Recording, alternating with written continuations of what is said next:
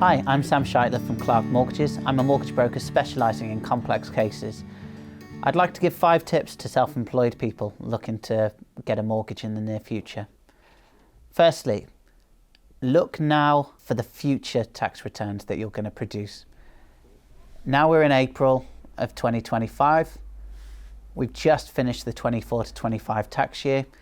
If you haven't produced your tax return already, you might want to consider holding off doing it immediately until you know what your plans are for lending. Discuss with your accountant, what is your plan? Are you looking to buy anything or mitigate tax? What's the plan and your ambitions? Don't just produce them without considering future implications, because once they're done, yes, you can change them, but instead, why bother? Make sure you understand the difference between, and it seems so basic, but lenders are looking at net profit.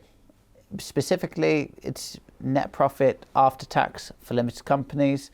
It's net profit from self-employment on your tax return. Otherwise, you just have to know, when we're looking at affordability, it's what's coming in when all said and done. Make sure you don't use the wrong lender for your setup. What I mean by this is, a limited company director isn't always best served just looking at salary and dividends.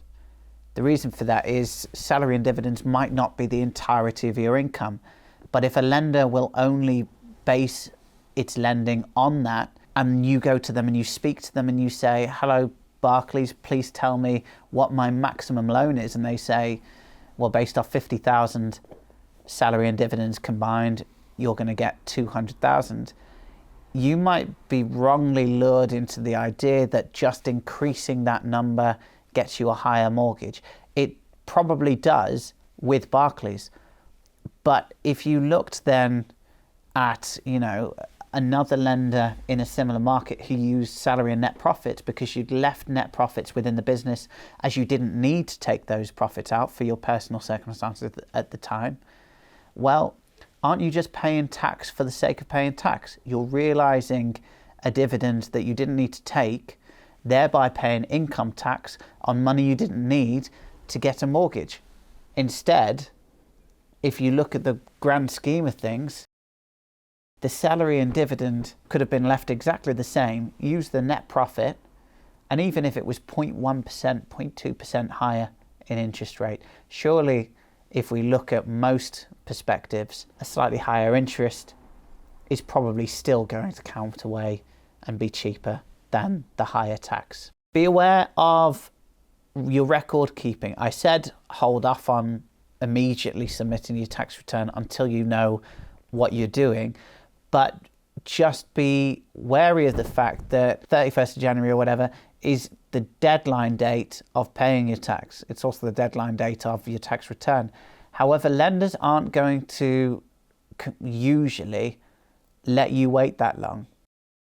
There are lenders that will only look at your tax return produced in, for instance, the last 18 months, the last 15 months.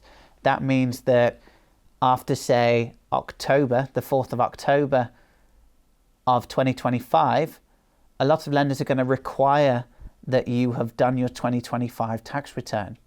So I have this every year without fail, people who are self-employed looking to buy a property in, say, November that haven't done their tax return yet. Well, why are you waiting? Surely you'd want to know, well, firstly, surely you'd want to know what you're paying in tax. But secondly, just be aware of the fact that all these delays impact your purchase. It slows down your purchase time, because then we've got to wait for your accountant to be able to get everything together to produce the tax return at a time when they're already swamped. So don't do it too early, but don't do it too late as well. As soon as you've established what your plans are and engaged the professionals to deal with it, get on with it and do it. Not worth waiting, in my opinion. And this is just tagging into what I said earlier. Don't assume all lenders treat self-employed income the same way. As I say, sole traders are a little bit different in that they pretty much do just have one way to treat it. But if we go and look at limited companies, you have salary and dividend. Some lenders will accumulate that income, the salary and dividend, in exactly the same way that they would accumulate the income and treat the income as the sole trader. Have a look at an income tax calculator, however.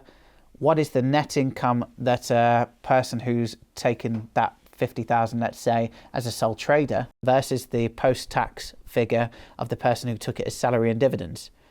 The person who's taken it as salary and dividends has a much higher net figure when that tax has been paid, because the net dividend tax rate is lower. So there are lenders that will actually look at salary and dividends, but they look at salary and net dividends as opposed to treating it just as one homogeneous whole in the same way that certain lenders do.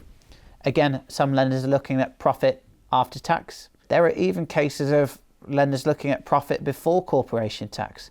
There are cases of lenders looking at projected income. Before you come away and look at that one lender and think that's the way I'm going to treat my income, consider the several different viable options, because on top of saving yourself interest, you should take the easiest way and the cheapest tax way as well. Make sure you're covering all three bases.